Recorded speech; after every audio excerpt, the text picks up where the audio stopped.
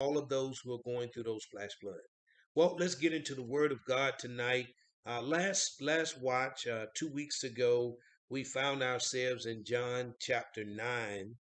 I remember I'm using the Message Bible, and as I dive into John chapter 9, we started off where in verses 1 and 2, where Jesus is walking down the street.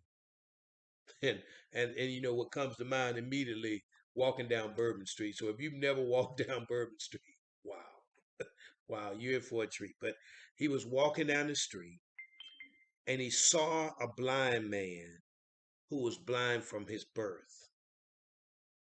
His disciples asked him a question, and that question becomes, you know, Rabbi, um, you know what, um, what's going on? What do you, who's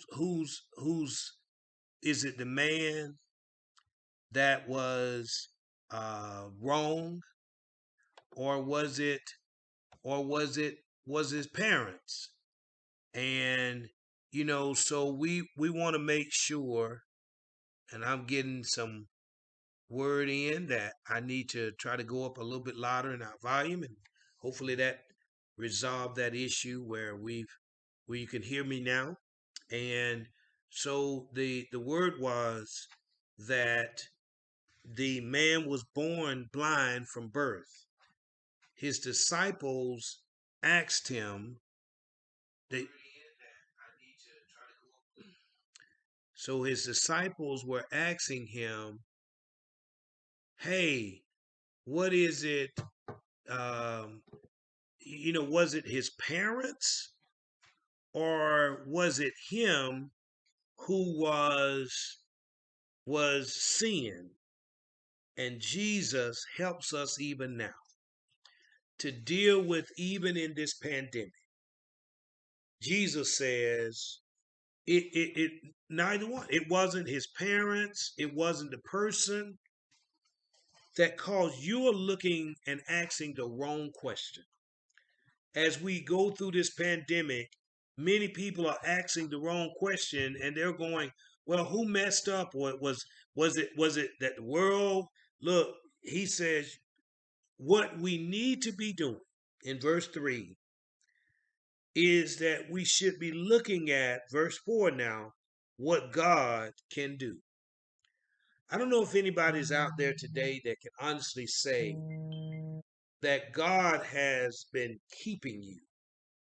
I don't know if that's your story, but that's my story. Throughout this pandemic, when we shut everything down, got the word on March 13th or 12th that we're going to shut down, God has been keeping us.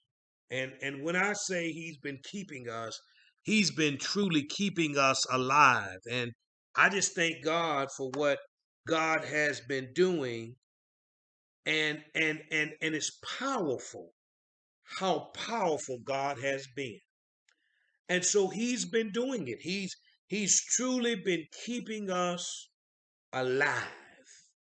And because of that, Jesus says to them, don't look at who is done wrong. Look at what God can do.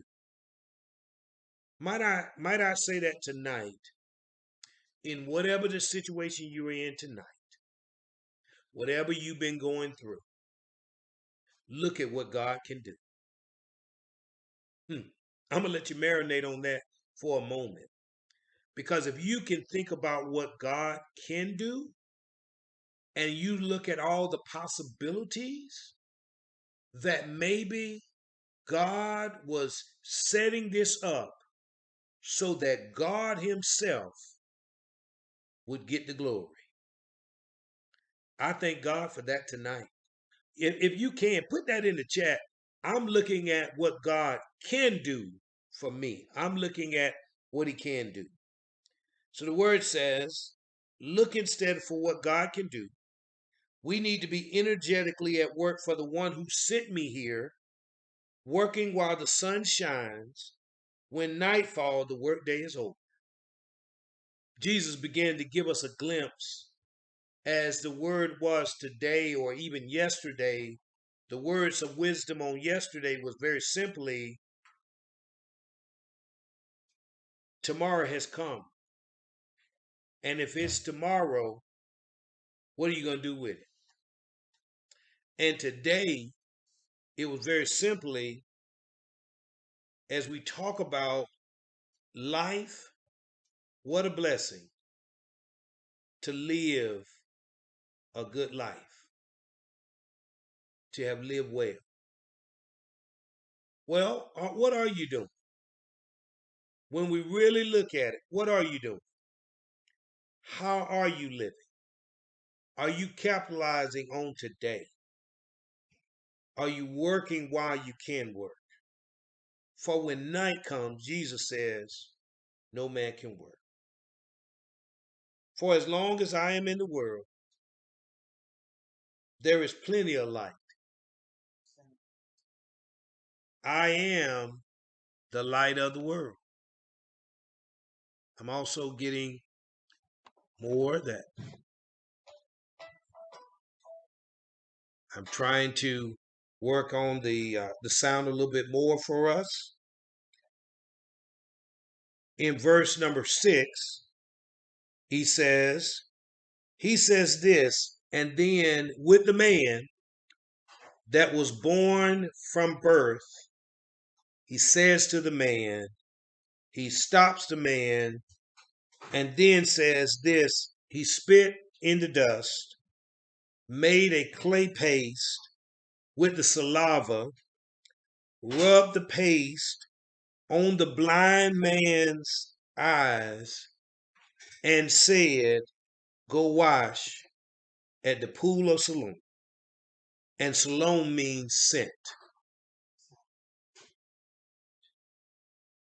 The man went and washed, and he saw the results.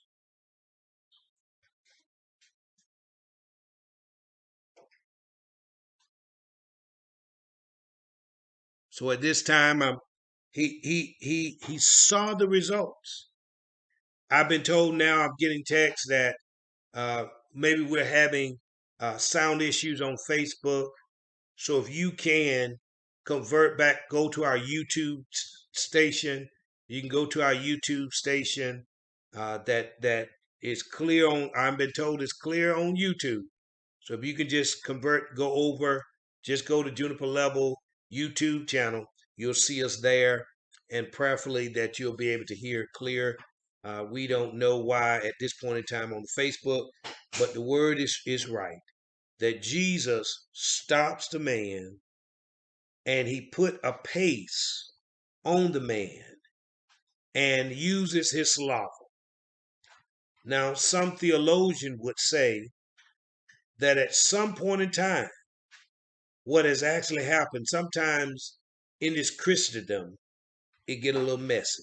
Lord have mercy. It get a little messy because this is not for the faint in heart. Jesus spits on clay, uses his saliva, put that paste on the man's eye.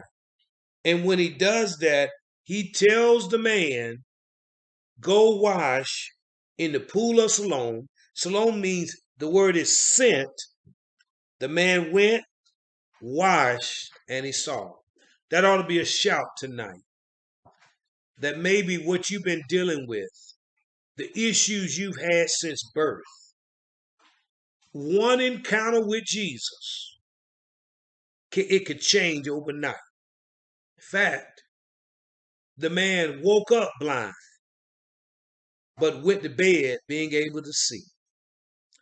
The man woke up in the same condition he was born in, but because he met Jesus and Jesus had compassion on him, now that same man who was born blind from birth can now see. I'm asking God even now in this pandemic, God help me to see. I want the church to be able to see. I want to be able to know what God is doing. God, show us.